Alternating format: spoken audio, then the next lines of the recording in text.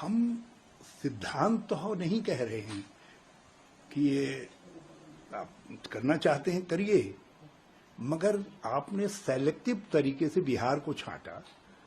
पहली तो टाइमिंग पर संदेह है लोगों को, जो आपका मेथड है चुनाव आयोग का करने का, उस पर संदेह है। और जिस तरीके से ये प्रचार किया गया चुनाव आयोग के सूत्रों से कि विदेशी आ रहे हैं, इसमें विदेशी हैं, ताकि जस्टिफिकेशन हो सके तुम्हारे ये स्पेशल इंटेंसिव ड्राइव का, तो ये वेरिफिकेशन ड्राइव का, तो आपने उसके लिए ये सारा माहौल बनाने का काम किया।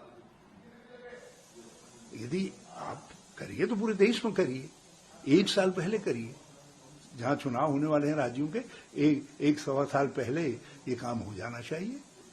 आप ठीक चुनाव के मौके पर करेंगे और इस तरीके से करेंगे कि जिससे जो है सत्ता को लाभ मिले और अपोजिशन को नुकसान पहुंचे। यह अलग बात है कि वहां यदि कुछ विदेशी हैं भी तो जिम्मेदार नीतीश जी हैं, उन्हीं के शासनकाल में आए हैं सब जो है।